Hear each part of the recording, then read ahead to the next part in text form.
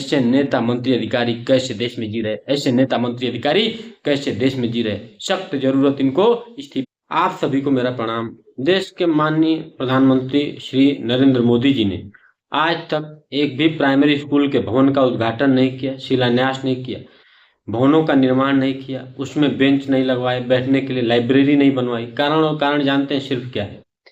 क्योंकि अगर ये सब हो जाएगा, देश शिक्षित होने लगेगा, अगर यहाँ का युवा विवेकी हो जाएगा, शिक्षित समझदार हो जाएगा, तो रैलियों में भीड़ कैसे जुटेगी? इनके पीछे जिंदाबाद मुर्दाबाद कहने वाले कैसे घूमेंगे? इसलिए ये जो नया संसद भवन बन रहा है, सांसदों के लिए कैंटीन बन रहा है, नए नए रोज रोड बन रहे हैं और हर एक साल बाद रिपेयरिंग होते हैं, टूट जाते हैं, वो घोटाला नहीं है। लेकिन आप देखेंगे देश में, मैं बहुत गंभीर बात बोल रहा हूं कि देश के भविष्य को ही चौपट किया जा रहा है। जैसे दीमक किसी पेड़ को खत्म कर देता है, दिखाई नहीं देता है, उसी तरीके से ये लोग देश को कैसे खोखला कर रहे हैं। उसमें किसी पार्टियों की मैं सब बात कर रहा हूँ, कोई राजनीतिक टीका टिप्पणी के बीच में नहीं जाना चाहता हूँ, लेकिन इतना जरूर कहना चाहता हूँ कि देश में 90% सरकारी स्कूलों को अगर सब लोग सोशल मीडिया पब्लिक पे अपने डालें, सोशल मीडिया प्लेटफॉर्म पे उसको पब्लिकली करें, पब्लिश करें, तो आप देखेंगे कि वहाँ की बिल्डिंग रंगाई पुताई और वहाँ बैठने की, बच्चों की बैठने की व्यवस्था, बच्चों की संख्या,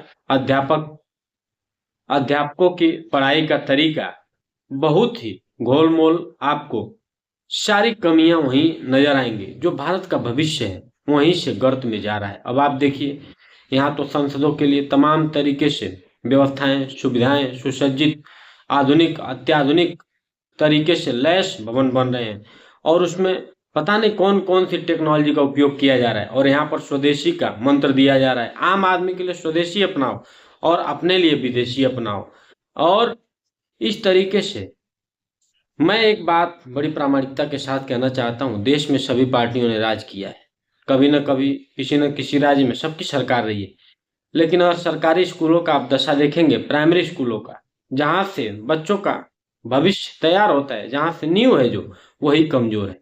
प्राइमरी स्कूल ऐसे हालात में है अपने देश के कि इस तरीके से समझिए कि प्राइमरी स्कूलों से अच्छे शौचालय, साफ सुविधा, जो ये सुलभ शौचालय बने, अत्याधुनिक टॉयलेट, वो कहीं उससे ज्यादा साफ सुविधा, सुरक्षाजनक, सुविधाजनक और साफ सुथरा नजर आ रहा है। बहुत ये नागवार बात बोल रहा हूं, मैं जानता हूं, हो सकता है इसके खिलाफ बगावत खड़ी हो जाए, लेकिन इसके पीछे मैं तर्क, तथ्य, प्रमाण के साथ बोल रहा हूं कि 90% सरकारी स्कूलों की बहुत दयनीय स्थिति। आज भी बच्चे टाट पट्टी पर बैठते हैं, आज भी जो मिड डे मील का खाना है वो घोटाले की भेंट चढ़ जा रहा है, आज भी जो उसमें शिक्षा की गुणवत्ता है उसमें बहुत कमी है।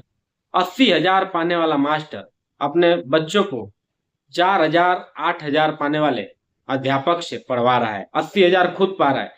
वो मास्टर आतंकवादी नहीं है, शिक्षक आतंकवादी नहीं तो और क्या। ऐसे जो शिक्षक हैं समाज को खोखला नहीं करेंगे, ये दीमक है देश के लिए, दीमक, ये खोखला कर देंगे।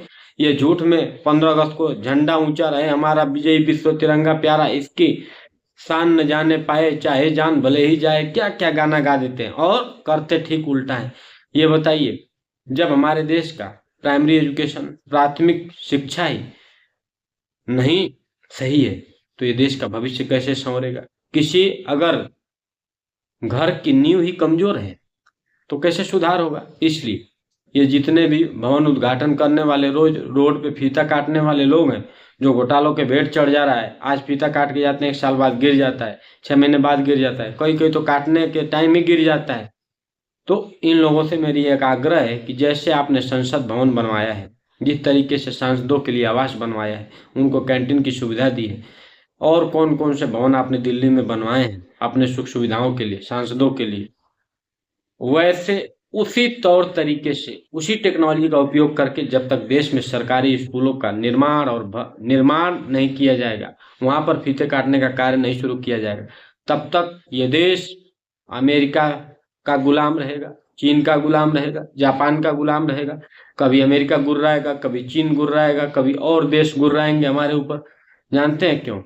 क्योंकि यहाँ पर अंधेरपुर नगरी, चौपट राजा, टकासर भाजी टकासर खाजा, और यहाँ पर जो पढ़ाई है प्राइमरी में, वो तो पूछिए मत। इसलिए सबसे पहले जो भवन बन रहा है इसका मैं घोर विरोध कर रहा हूँ। जितने भी ये भवन बने हैं इसमें नेताओं को तब तक नहीं बैठना चाहिए। इनको माँ भारती की सौगंध, इनको तिरंगे की सौगंध, इनको संविधान की सौगंध, इनको सरदार पटेल का सौगंध, लाल बहादुर शास्त्री का सौगंध, महात्मा गांधी का सौगंध, भगत सिंह, चंद्रशेखर आजाद, राजगुरु सुखदेव का सौगंध।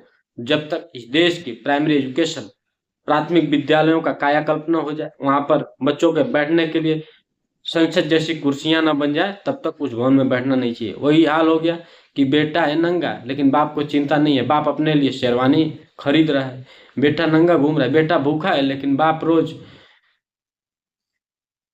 रोज बढ़िया मेवा मलाई मिश्री खा रहा है। वही हाल है, बाप रोज पेड़ा खा रहा है, लड्डू खा रहा है और बेटा भूख से तड़प कर भीख मांग रहा है। वही हाल अपने देश की है कि ये लोग सब सुख सुविधा अय्याशी भोग विलास में जी रहे हैं और गांव का आम आदमी बेरोजगार गरीब भूखमरी लाचारी से तड़प रहा है, दिनहीन बना हुआ है।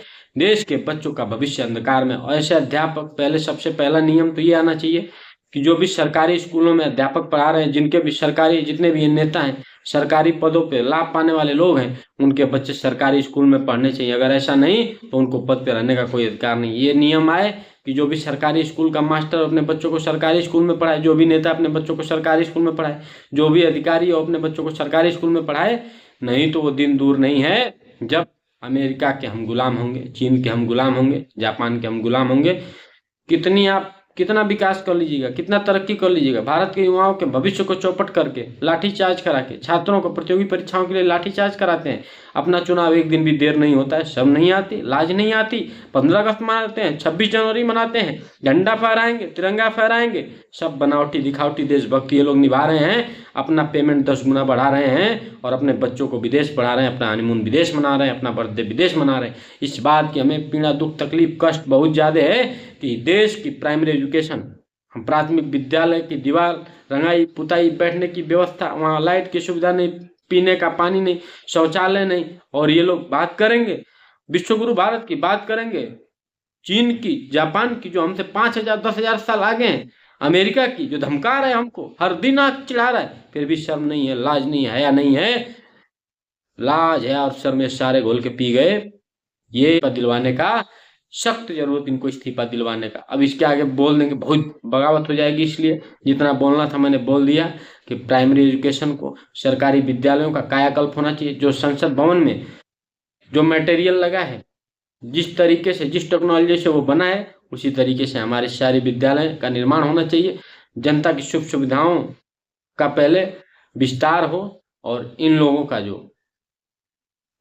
की जो सुख सुविधाएं हैं उस पर लगाम लगे, तब जाकर ये देश हमारा महान होगा। वंदे मातरम। जय हिंद, जय भारत। हमारी बातों को अधिक से अधिक शेयर करिए, हमारे चैनल को सब्सक्राइब करिए। जय हिंदुस्तान, जय